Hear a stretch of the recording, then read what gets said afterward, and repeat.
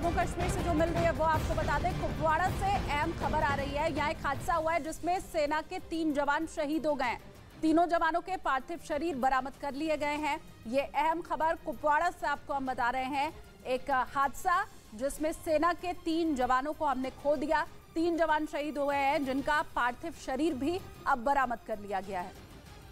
तो बड़ी खबर जम्मू कश्मीर के कुपवाड़ा से इस वक्त आपको हम बता रहे हैं, जहां एक हादसे में सेना के 3 जवान शहीद हो गए। सर्च ऑपरेशन उसके बाद चलाया गया और फिर तीनों जवानों के पार्थिव शरीर को बरामद कर लिया गया है। उधर खबर है कि पाकिस्तान की कंगाली पर तरस खाकर सऊदी अरब उसे $5 बिलियन यानी भारतीय रुपयों में 40,000 करोड़ की आर्थिक मदद दे सकता है। पिछले दिनों ही पाकिस्तान के नए सेना प्रमुख आसिम मुनीर सऊदी अरब गए थे। अपने सपनों का बिजनेस शुरू करने के लिए आपको कोई भी बैंक बिजनेस लोन नहीं दे रहा? बिजनेस लोन लेने का सीक्रेट जानना चाहते हो तो फ्रीडम ऐप को अभी डाउनलोड कीजिए। जहां उन्होंने पाकिस्तान को आर्थिक संकट से निकालने के लिए सऊदी अरब के सामने झोली फैलाई थी और माना जा रहा है कि उनका सऊदी अरब की सरकार के आगे गिड़गिड़ाना काम आ गया, क्योंकि सऊदी अरब ने संकेत दिए हैं कि वो पाकिस्तान की अर्थव्यवस्था को पटरी पर लाने के लिए उसे $5 बिलियन यानी भारतीय रुपयों में 40,000 करोड़ की आर्थिक मदद का ऐलान कर सकता है। एक रिपोर्ट के मुताबिक क्राउन प्रिंस और मुल्क के प्रधानमंत्री मोहम्मद बिन सलमान ने पाकिस्तान में सऊदी अरब के निवेश को $10 बिलियन यानी 80,000 करोड़ तक बढ़ाने के भी निर्देश दिए हैं। मतलब ये कि एक बार फिर सऊदी अरब की सरकार डूबते पाकिस्तान को बचाने के लिए आगे आई। चीन की तरह ही सऊदी अरब भी पाकिस्तान का एक ऐसा दोस्त है जिसने कई बार संकट के समय उसकी मदद की है।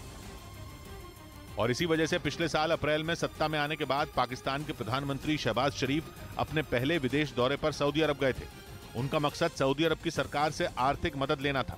हालांकि वहां उन्हें पूर्व प्रधानमंत्री इमरान खान के समर्थकों की ओर से बेइज्जती का सामना करना पड़ा था। उनके बाद पाकिस्तान के पूर्व सेना प्रमुख जनरल कमर जावेद बाजवा ने भी आर्थिक मदद मांगने के लिए सऊदी अरब का दौरा किया था और अब नवंबर में पाकिस्तान सेना की कमान संभालने वाले जनरल आसिम मुनीर भी पिछले हफ्ते सऊदी अरब के आगे हाथ फैलाने पहुंचे थे। और इनके इस दौरे के दौरान सऊदी अरब सरकार ने पाकिस्तान को आर्थिक मदद देने का भरोसा दिया। वहीं दूसरी तरफ पाकिस्तान के प्रधानमंत्री शहबाज शरीफ विदेश मंत्री बिलावल भुट्टो के साथ चंदा मांगने जिनीवा पहुंच गए, जहां उन्होंने बाढ़ पीड़ितों की मदद के नाम पर पूरी दुनिया के सामने अपनी झोली फैलाई।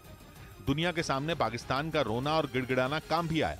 पाकिस्तान का दावा है कि उसे अंतर्राष्ट्रीय समुदाय ने $8.5 अरब यानी भारतीय रुपयों में 70,000 करोड़ की सहायता का वादा किया है।